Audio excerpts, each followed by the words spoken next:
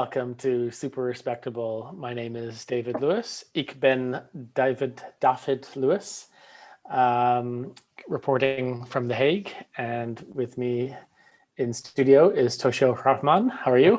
I'm good. Well, digital studio, I guess, or Zoom studio. Zoom studio. Yes. Yes. I'm How's it good. going? How's life? Life's good. Life's okay. It is what it is. It No, is what it is. we're good. We're good. We're good.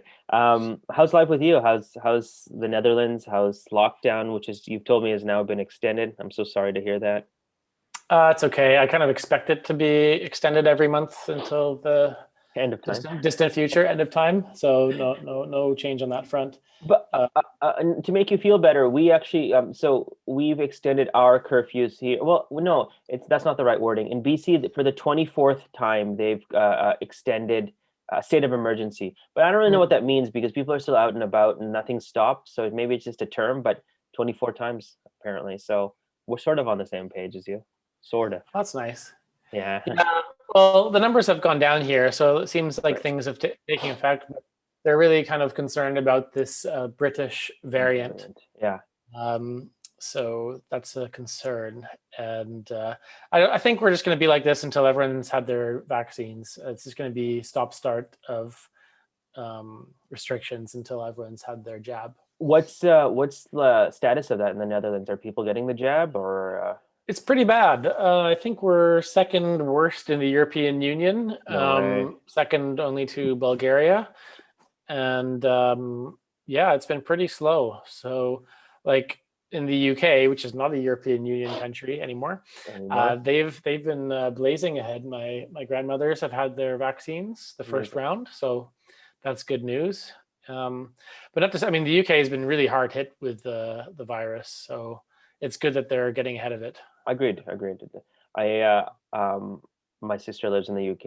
Your family is from the UK, so I really hope things get better. I was talking to a friend the other day, and I just think, listen, let's just like buckle down and get this thing solved. It's been a year, which is insane, and I don't think people can go another year without just society breaking down. So whatever it takes, let's get this thing figured out,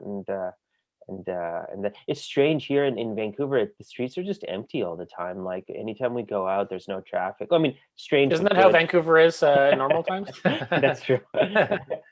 But I went for a walk last night around like 9:30 just to get my extra couple thousand steps in to get 10,000 because I'm old and I like walking a lot. And so it was so quiet and it's just kind of strange of what it is. But I understand, and it is what it But is. do you think that's you were in Istanbul before, and that's a crazy busy city. Do you Yeah, think part of it's just a shock to the system from from a really intense it could city be like to a very placid place? you can hear the birds, not the birds chirping. I'm going to say the what do you call Crickets, grasshoppers and the crickets? Yeah, yeah, yeah. yeah. It definitely could be. It's a very good point. It's a small city. We don't even hit a million as a city itself, but and Istanbul's like 20 million, so it definitely is. But I also but like even when I take a car out and I go for a drive and here and there, it's pretty quiet. I don't think I've had to stop at red lights, and I mean like I stop at red lights. But what I meant to say is like I know there's no like long lines and this and Yeah, that. I understand. It's a little strange, but I respect that people are doing it, and I find that mask wearing generally is okay. Some people don't even have masks on their face, which I think is weird. I mean, sometimes the people they do the what are the different styles? There's the under the chin, right?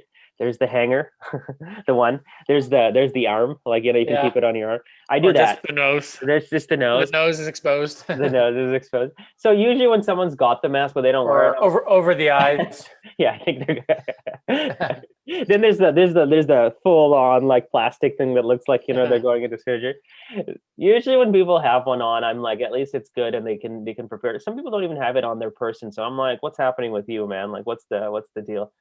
But I hope so. The biggest news out of Canada, I don't know if you followed or not, is that they are producing their own COVID vaccine as of yesterday. I think it was reported, which is good because there was a delay in the Pfizer one, and so.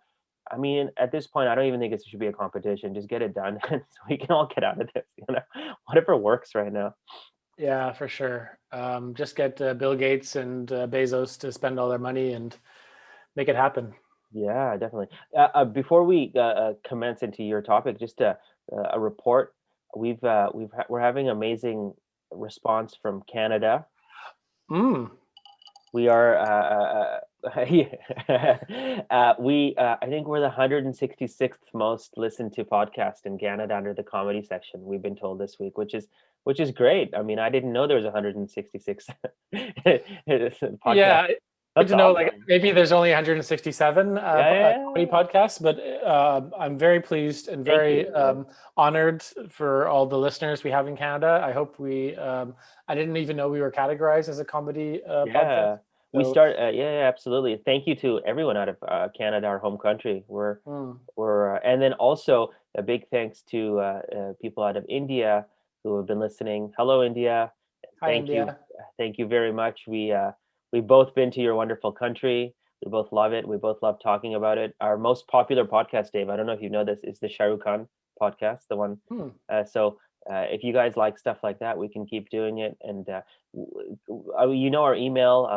It's I'll say it again, superrespectable@gmail. I'll put it in the link.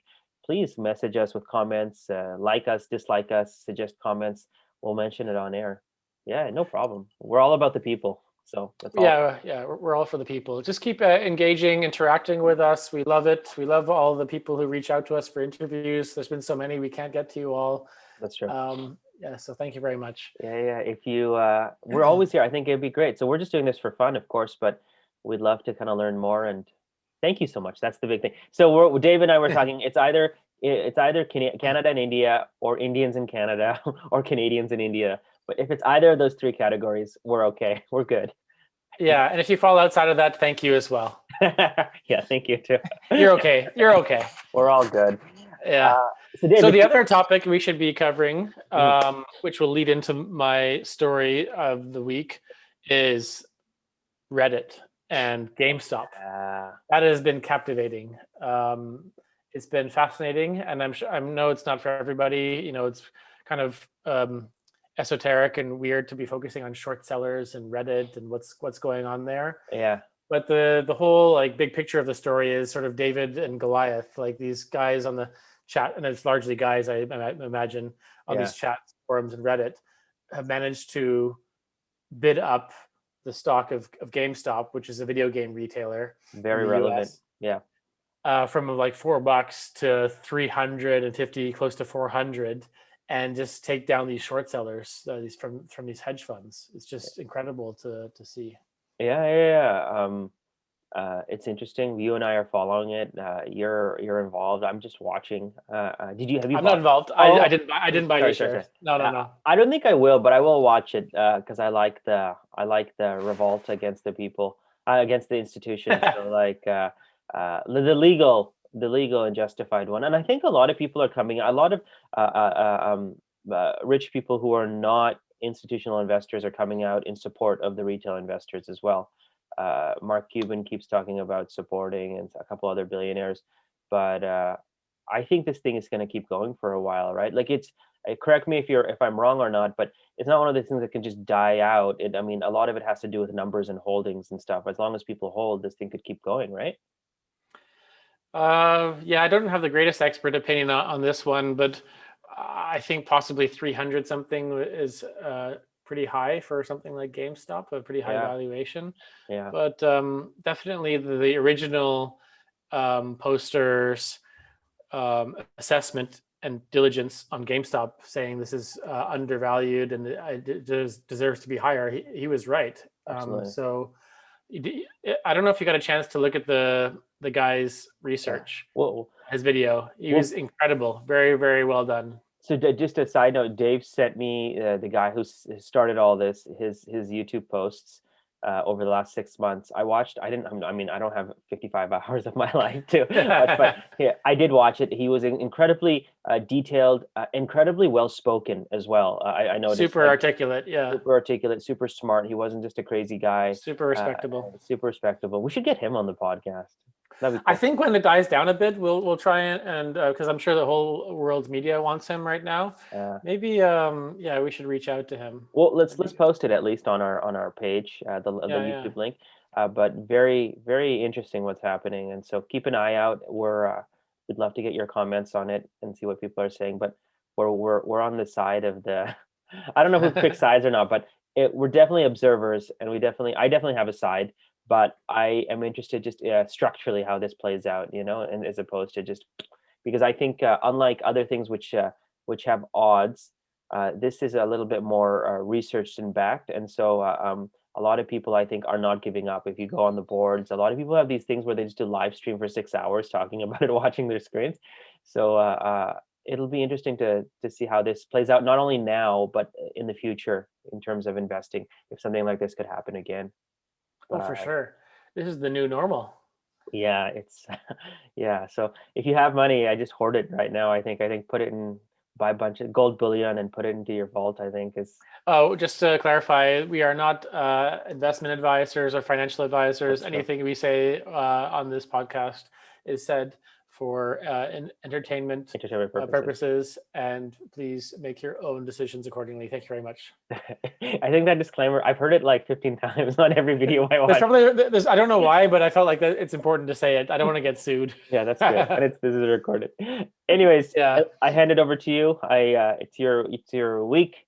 It's relevance, whatever you'd like to talk about. I think you said it's a little bit relevant to what we're talking about now, right? Yes, and forgive me, dear viewers and listeners. I didn't go into as much depth as I had wanted to on this story. I thought it was really interesting, but a lot of work and study things got in the way. But I wanted to do something that was connected to the Reddit and GameStop story because I just found that so fascinating, and hopefully our listeners find this story pretty interesting too. Yeah. So this is something that's connected. It's like what I consider the root of the Reddit story. It traces back to the year, I think 1999, 2000. And I think it's one of the first instances of someone posting on like online forums and having real world repercussions for the stock market. Oh, wow. And attracting all the attention of the regulators. So for in the United States, it's the Securities and Exchange Commission, the SEC. That's the big one that you should be concerned about if you're doing things that are potentially dodgy. It will come down on you. Some people like Mr. Elon Musk doesn't really care too much about them, and he says they're weak and they don't do their job properly and they're getting in the way. But anyways, they're the regulator, and I don't know if in the GameStop situation they're going to get involved. Someone said they might, but based on what I saw with, pardon my French, the guy's name is Deep Fucking Value. His real name is Keith Gill, and on YouTube he's Roaring Kitty. So he's the original dude. What he did was not illegal in any sense of the word, as far as I could tell. He did deep research, really in-depth reviews, and he just shared his knowledge for people. And then people like banded together and supported it and bought it and bid it up. So whatever happened after that, who knows? But I saw really nothing dodgy about what he did. He seems like a genuine guy. And, which is what all these hedge funds and which is what they do on a day-to-day basis, right? They have hundreds of millions of dollars for research, and then they make a position whether they're shorting something or longing it. It's the same process. And then they go on CNBC, whereas this guy went on Reddit. So it's just a different forum. So, absolutely, hedge funds have access to the media to get interviews, whereas some guy in a basement in, I don't know where he was living, can't exactly call up, CNBC or Fox and say, interview me for this. Sure. That's the whole power dynamic that's changed, is he had the power of the crowd following him because of the strength of his research. Yeah. So this is, like I said, a story of the first and I think only time the SEC prosecuted or charged a minor, so someone under the age of 18, with stock market manipulation and fraud. Okay. So it was the person in question was a 15-year-old high school student from New Jersey. His name was Jonathan Lebed. Okay. Or Lebed, pardon the pronunciation. Not sure which one's right. Okay. So he showed us some talent for stock picking when he was really young. 15 is young, but I think when he was 11 or 12. Yeah. He watched his dad, observed his dad. He was making kind of dabbling in the stock market, and he took an interest and started watching like CNBC. I think everybody watches that for some generic information on the stock market because it always has the tickers going on. Do you just for me on a side point, I don't want to wreck your rhythm. Is CNBC the best financial network, you think? Is it biased? Is it not? Like when it comes to this kind of, what do you recommend for the most neutral information when I finance? I wouldn't recommend any of them. They're all crap, to be honest. Fair enough. It's good to get an awareness, but not to be naive about what they're saying. But CNBC is just like the dominant one. Really hard if you're just watching that for your stock market information. I think in Canada they have something called BNN. Yeah. I think it may be owned by Bloomberg now. Yeah. And I used to watch that, and I was really interested in it.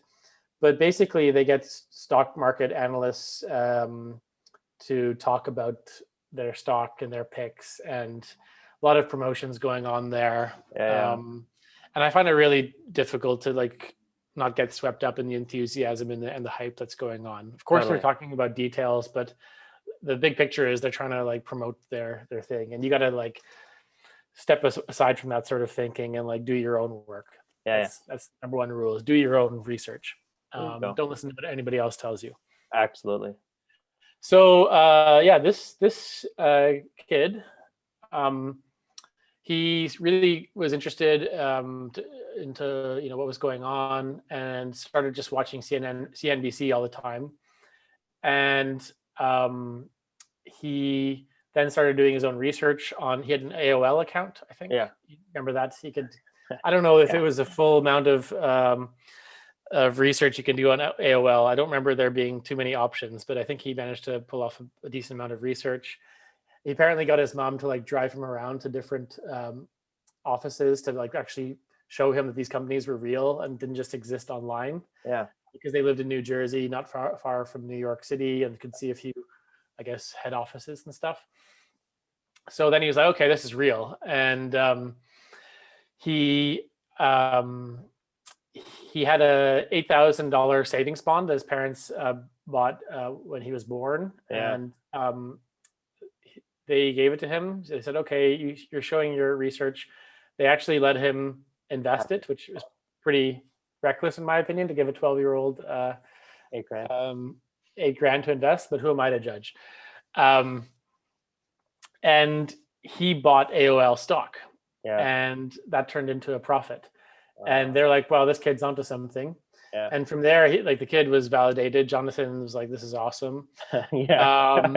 And he then enrolled in a CNBC stock picking contest for I guess middle school, high school students. And he managed to come fourth out of like thousands of other teams across the country. He came fourth. And for the longest time, he was in first place.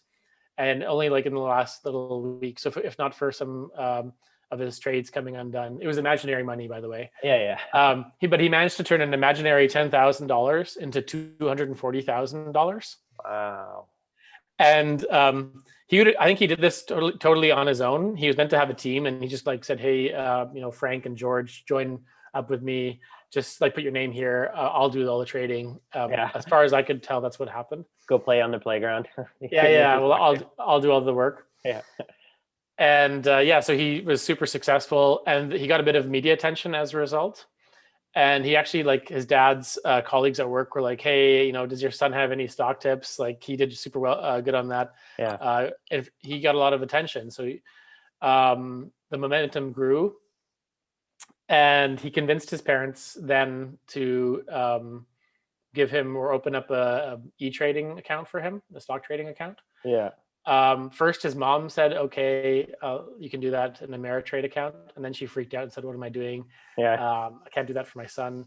And then his dad, after his mom closed the Ameritrade account, he opened an e-trade account. And his dad said, don't listen to your mother. You're good. Off you go.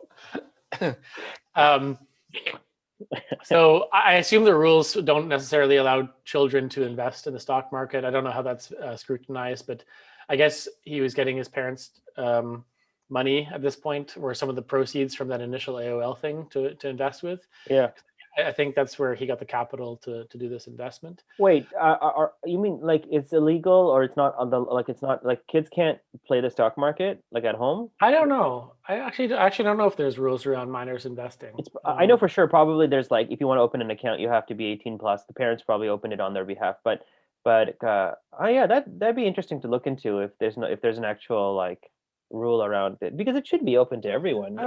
Yeah, I seem to remember like stories of Warren Buffett and various Buying elder stocks when they're like investors saying I bought my first stock when I was 10. So Yeah, yeah. I guess maybe there isn't anything. Okay, no problem. It's a side point we'll look Yeah, into. but it's a good point. And so then this is when he got like really deep into this thing. He got really excited. He had momentum behind him, a lot of interest. So Yeah. he created a website called stockdogs.com. Yeah. I think that's the name, to promote the stocks that interested him. So he was doing his own research and he'd publish whatever he thought was interesting on this website. Yeah. And then he would get, he got over 1,500 visitors a day. Wow. And then because of the attention he had and his early successes from the CNBC thing, he had people from random companies contacting him and saying like, hey, you should talk up my company. Like, oh yeah, the shares are going to go up. And then so he'd go, okay, cool. And he would put some research on there concerning a few companies. Yeah. And so during the next 2 years, he made, they've identified at least 27 trades. I'm sure he did quite a bit more than that. And he earned over $800,000. Holy crap. Wow. So he was 15 years old at this point, 14, 15 years old. Yeah. And pretty much on the way to being a millionaire through these trades. So he pretty good investor, but there is some funky business going on, which the SEC didn't like. So, the overall context was he was doing this trading when it was the stock market bubble for tech stocks in the early 2000s. the dot-com bubble. Yeah. Bit before our time, but I think you have some memory of it. Yeah. All those kind of dogs.com selling random things and anything with the .com was going up, Y2K. So the stock market was going crazy and pretty much anything was going up at that point. But he used a interesting method, which is kind of relevant to the Reddit story. So I'm not sure whether he was the first, but I think he really stands out as one of the first to be super successful at this. Well, maybe arguably not successful since the SEC went down hard on him. But here we go. He would buy up a bunch. I'll use allegedly because this is all involved in litigation, and I don't want to be in trouble here. Okay. He would allegedly buy up big chunks of very thinly traded microcap stocks. Okay. So just to explain those terms, a microcap stock, there's like microcap, small cap, medium, and large cap. Yeah. So large cap would be something like, I don't know, Procter & Gamble, Coca-Cola, like the biggest of the big companies on the New York Stock Exchange. Yeah. And then it goes down from there. And then microcap would be a company that pretty much no one's ever heard of. Yeah. It could be like a 5-person company and it's listed somewhere on I don't know what the exchange it would be, but on some exchange somewhere it's traded. For example, if Super Respectable was a stock on like the Toronto Stock Exchange, would be microcap. It's only 2 of them. Yeah, I think year end we should target something like that. Okay. Some media company. But you're right. It would kind of be something like that. A 2 or 3 person company, really small, not exactly a viable business necessarily, but and so there wouldn't be that much trading volume. So the trading volume would be like, again, Google or Coca-Cola would have people all over the world buying and selling the stock daily. Daily. Yeah. Big institutional investors are in on it, pension funds, all that sort of thing. Yeah. But because of the lack of attention for these things, they're very thinly traded. So if you buy up a huge amount of something that's thinly traded, your purchases will have a big impact on the share price, right? That makes sense, I think. Yeah. So his method was he would load up on a few that he had targeted, and then he would very quickly go out onto Yahoo Finance boards and he would post hundreds of messages under different usernames, and it really took a lot of work to, if you think about it, to have all these different usernames and write all this stuff.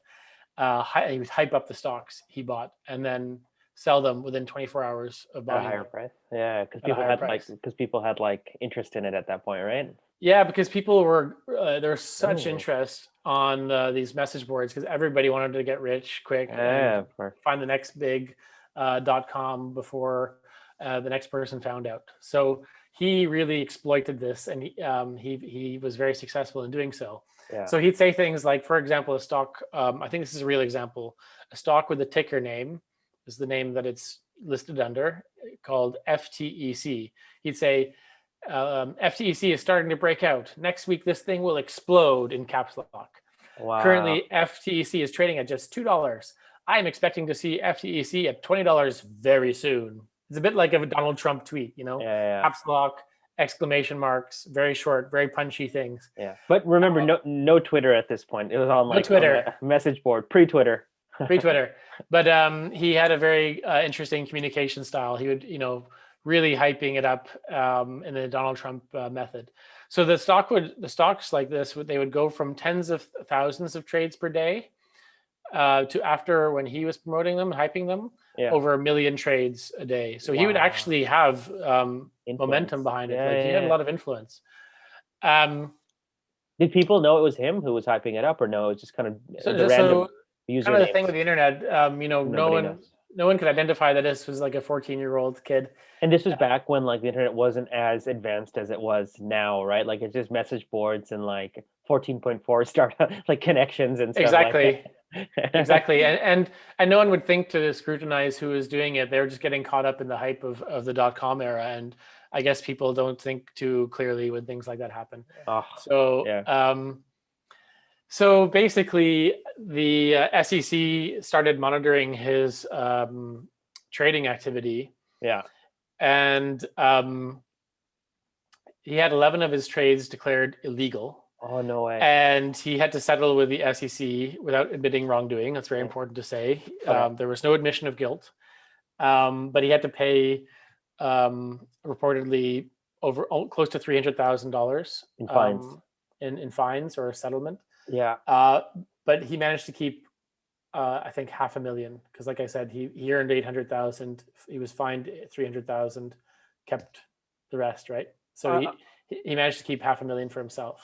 That's not bad for a 15-year-old. I'm assuming it probably is related to price manipulation, right? Yeah. So I didn't get into the details. I was trying to go through the reading, and for our listeners, we'll share the link when we post this episode.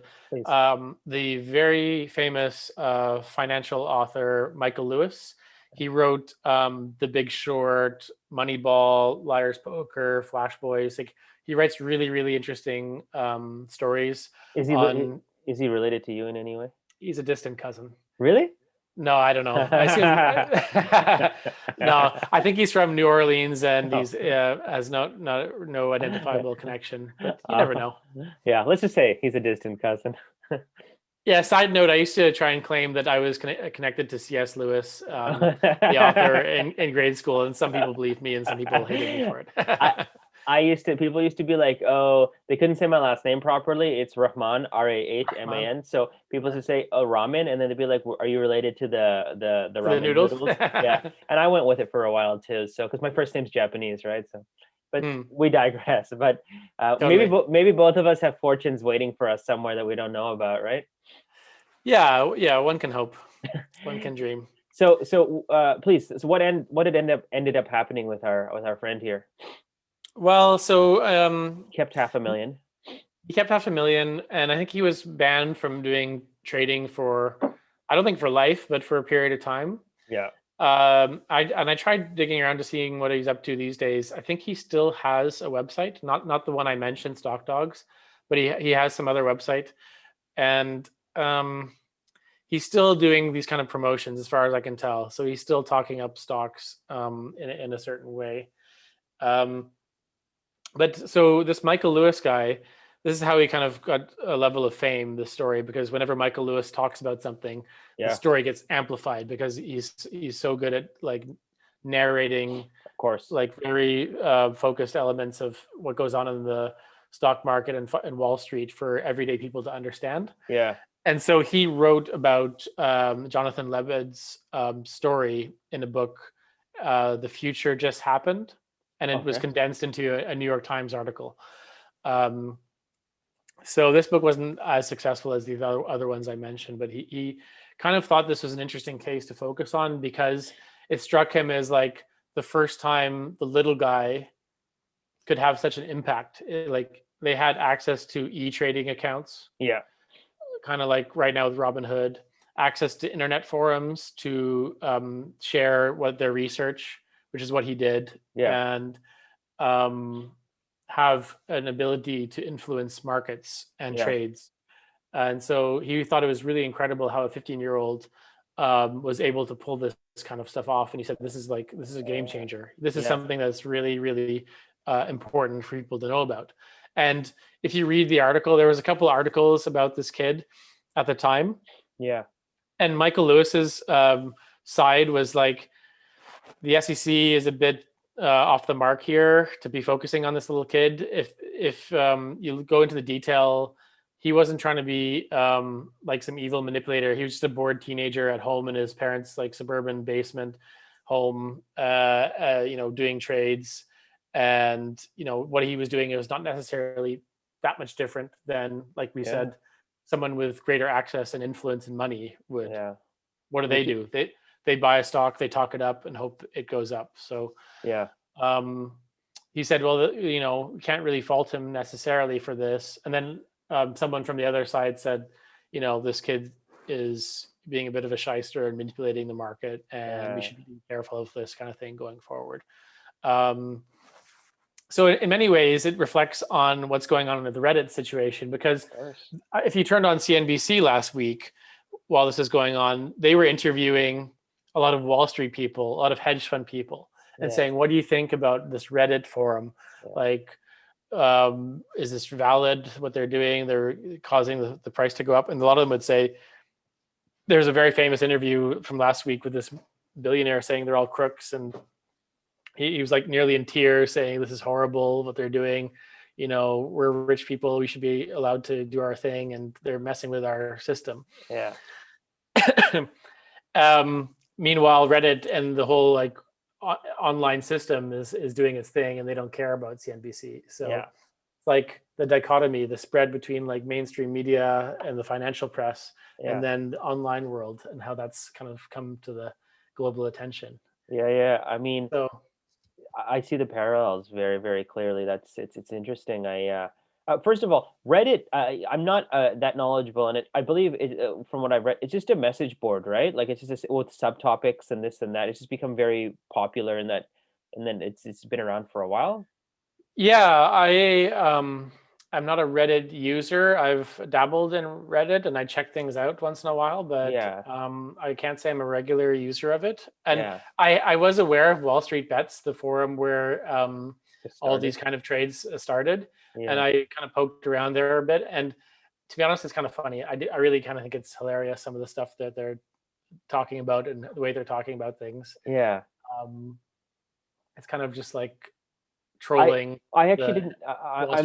Wall Street stuff. I was the complete opposite. I didn't know anything about this thing until it was in the news, and so I read on it, and it was fascinating for me. I just feel like it's just kind of like a place, like like an online coffee shop where a bunch of people are talking. But speaking of what's happening now, I think the difference is that whereas perhaps, like allegedly, we use the word that your friend Jonathan was buying stocks, hyping them up, and selling them.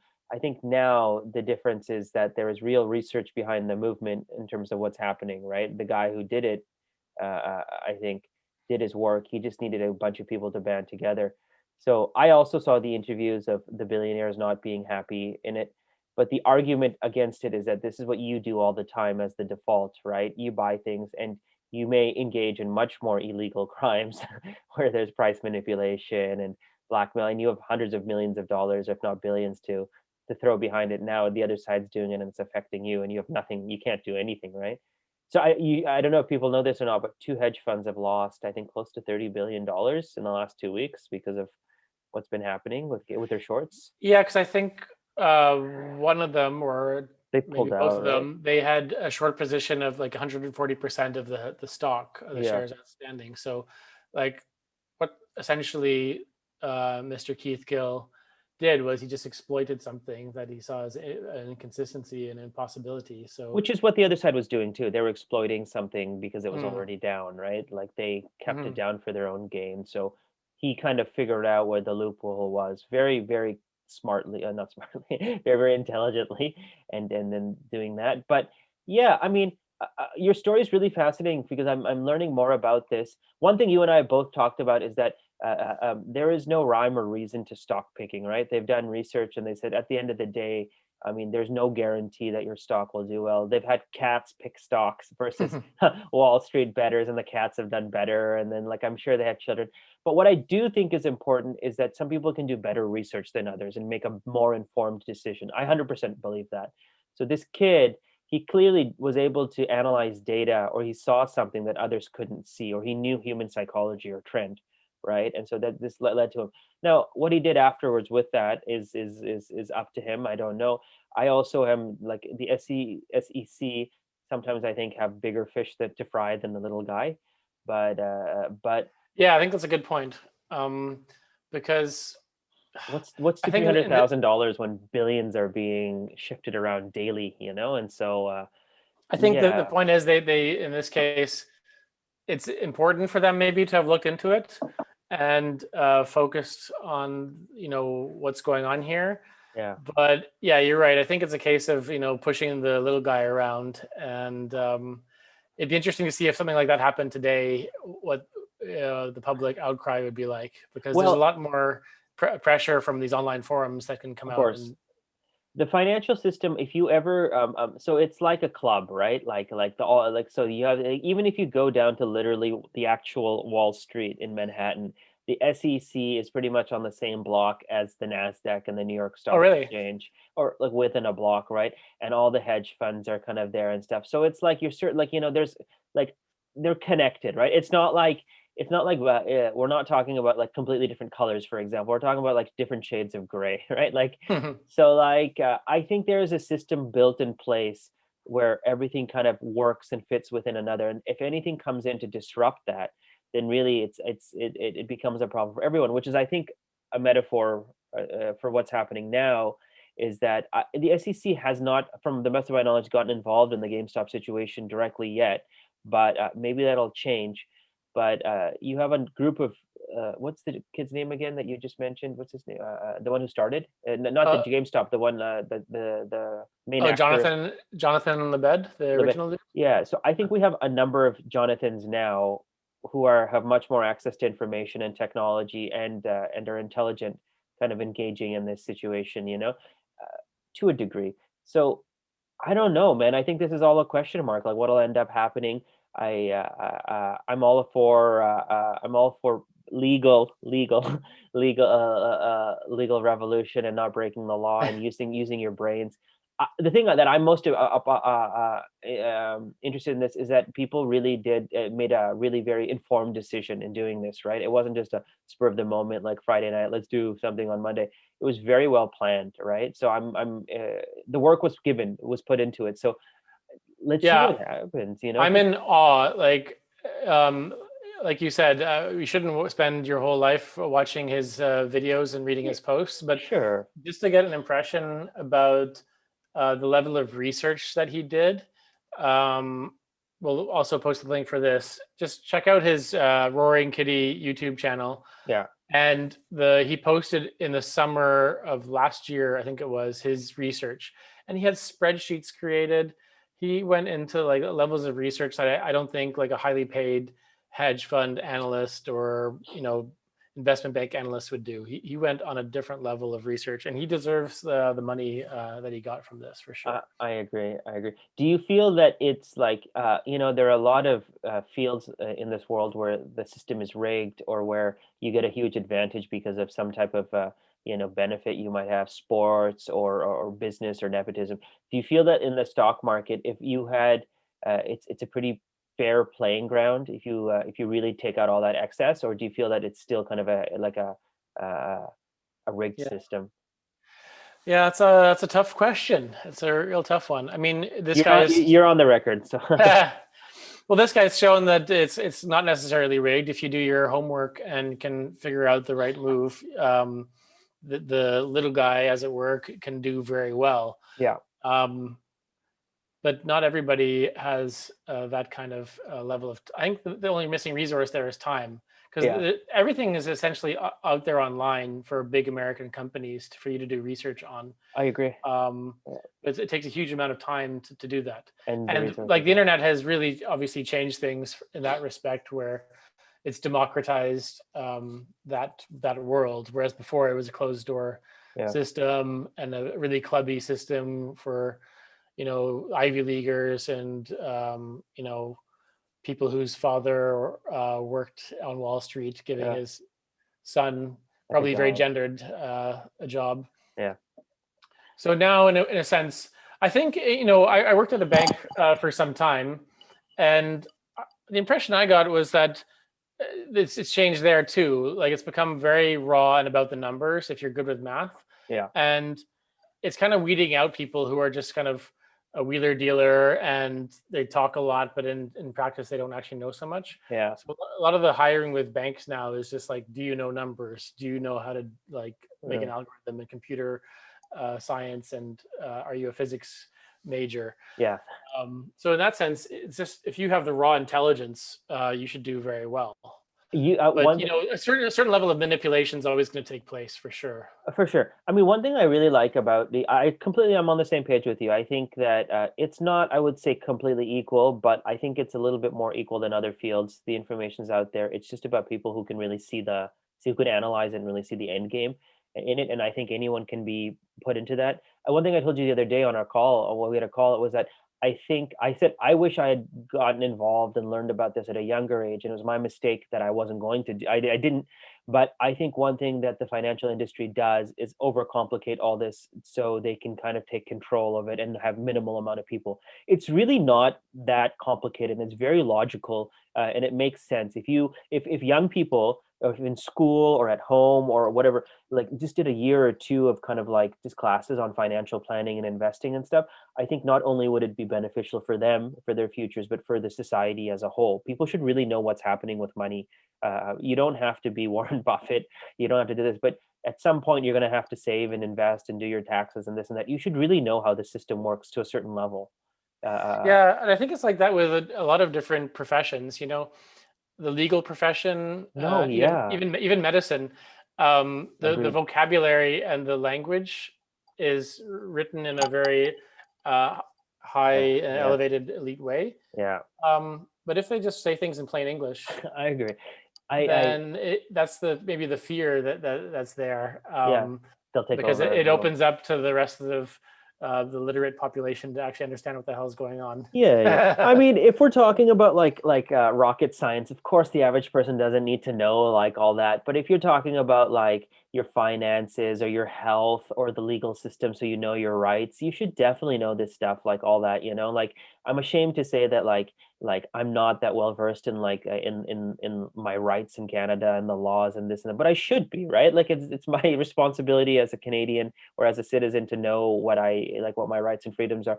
So like I don't blame anyone. This is my thing. But one thing I will do is that if when I have kids, I definitely want them to know some of this stuff at an earlier age. And if I was a parent for like Jonathan's and I saw that my kid was gifted, I would definitely allow them to do it. But To take all your money and disinvest it. make money for dad, yeah, and to do it because I believe I don't know what you feel about this, but like I have talks with my wife about this. If your kid shows like that they're excelling in certain fields, and of course like within reason, right? Like not so that their whole life becomes that.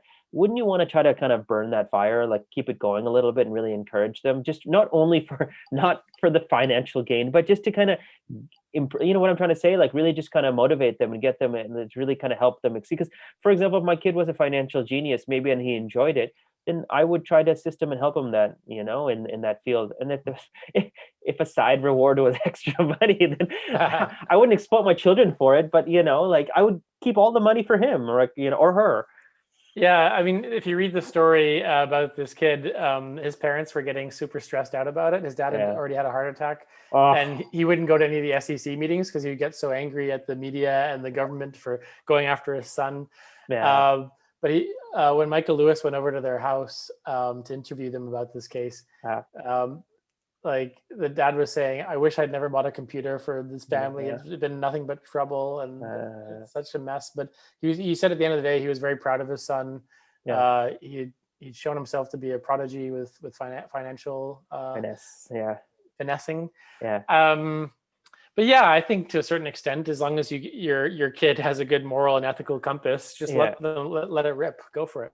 Well, one thing I've noticed is like I don't know if you've seen this or not, but like there's something about money that makes people go crazy. Like I don't adults go crazy. It's just I don't know if it's the feel, the touch, what it can do, just the mentality. If you go into a casino, if you do that, and it just makes you like lose your mind. You know what I'm talking about? Like people just love money, which is fine. Like but I think something when I don't think children share in that greediness, if you want to call it that, or in that feeling towards money. I think I would guess that Jonathan probably was figured out that he saw that he was good at something, right? And he saw that he could do something others couldn't do and really tried to harness that. And maybe he kind of got off track, maybe not, allegedly.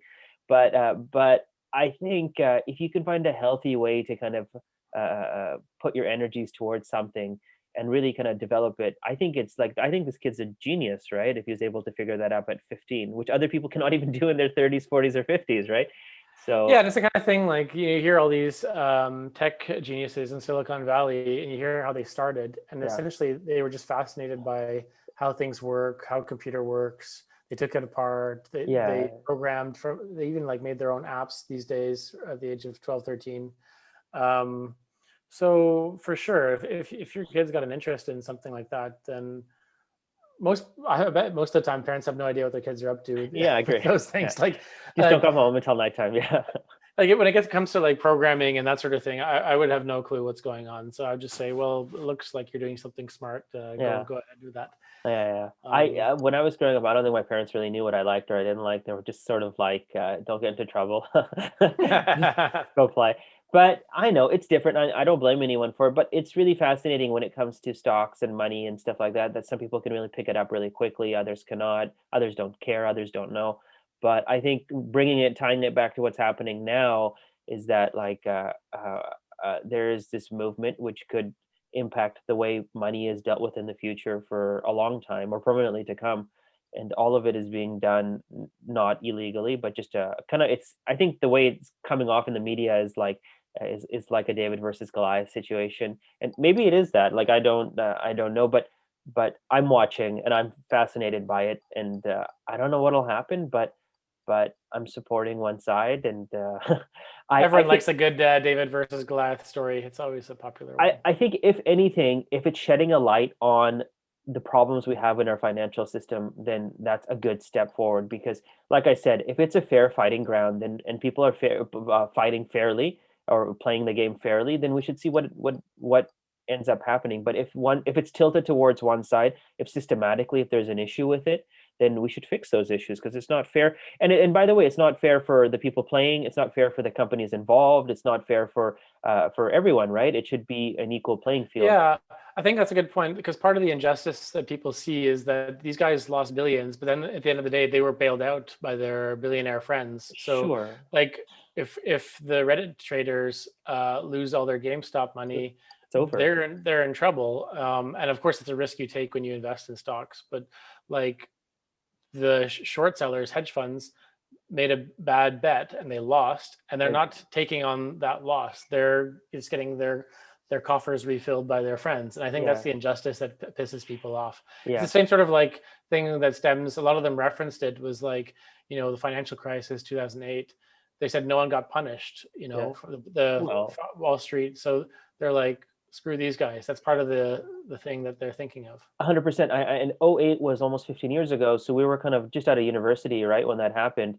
And like I sort of remember it. I wasn't paying as much attention as I should have, but people lost their homes, their livelihoods, like the average everyday person, people, their pensions. It was a huge deal. And all these big billionaire banks and hedge funds, they lost money too, but they were just bailed out, right? So they kind of got a mulligan on life, right? Like they were able to play again. Whereas a lot of other people really suffered, right? And that's not right. Like that's not fair. And so I think there's a systematic, like the system is built on the little guy taking on the most risk and having to lose the most.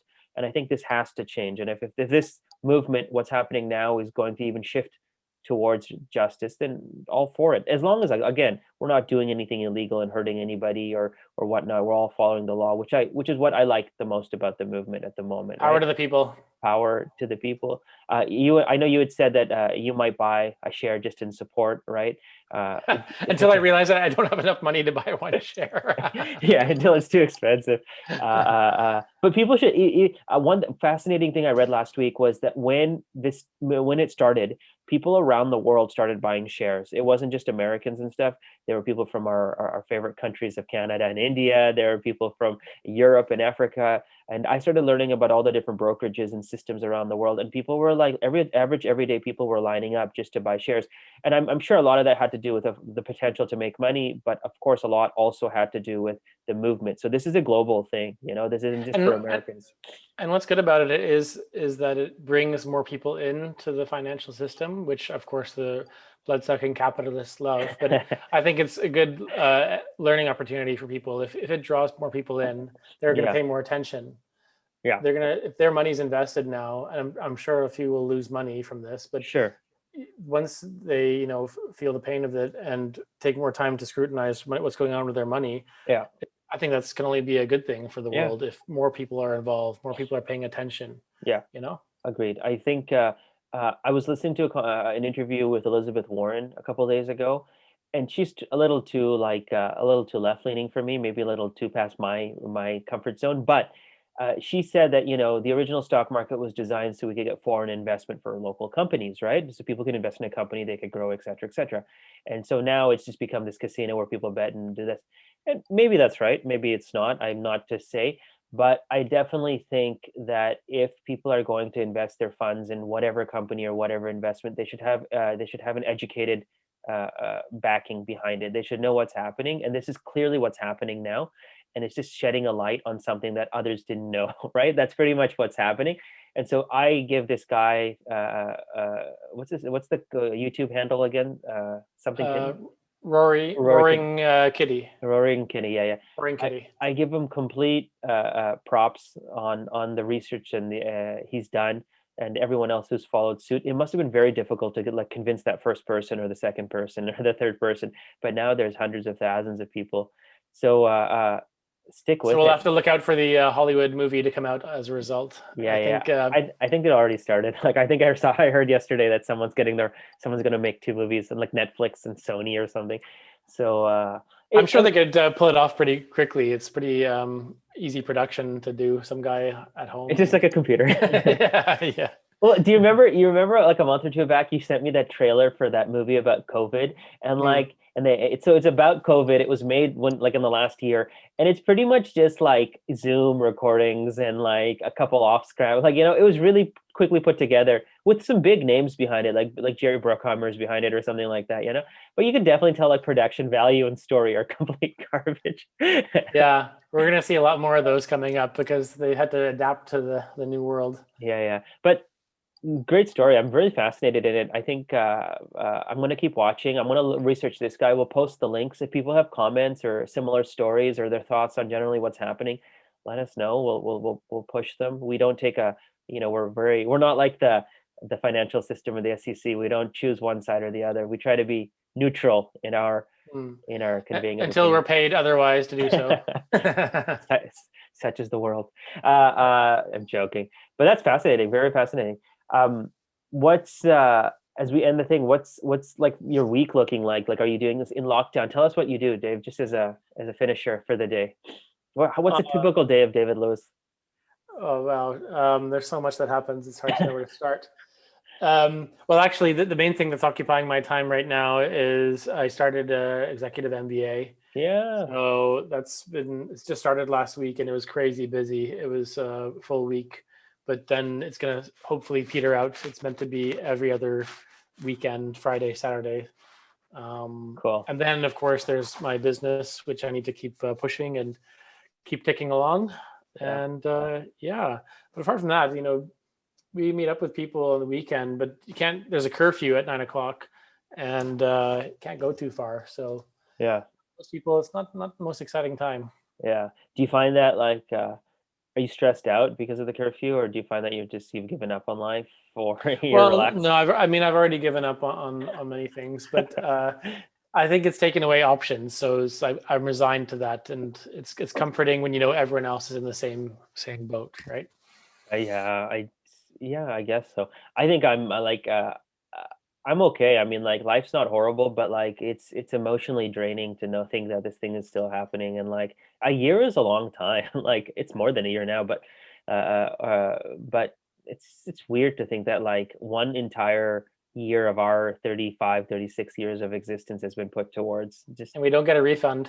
with no refund, so but on the other side, I mean, I think when we look back on it, it will be just a blip in our life. But at least some good positive happened. You started your MBA, you traveled, like you got some stuff done. It wasn't a complete write off, right? Like, I mean, like I'm sure there was a lot of positives as well, right? You got to self reflect. I don't know if that's a Yeah, a positive. lot of self-reflection. I know a lot of people hide from that. They don't like self reflecting, but yeah, I don't know. And then I always am very grateful that like we didn't have And we to started this podcast. Sorry. started the podcast. That's of course we didn't have to take loans or we didn't have to like go into debt or lose our stores or suffer. There's always meals on our table. But I don't know, man. It's a strange world, and I'm hoping that things can be solved very quickly. Inshallah. There you go. Anyways, Dave, thanks for the story. It's very relevant. Send me the links. I'll post them. We'll get people involved, and hopefully very timely. So maybe we can do a follow up in the next few weeks if there are big stories that come out of this. For sure, for sure. Thanks for listening, and thanks again to our Canadian, Indian Canadians, and Canadians in general, and Indians in general, and all listeners to Super Respectable. You covered it all. There you go. Okay, take care. Okay, bye. Bye.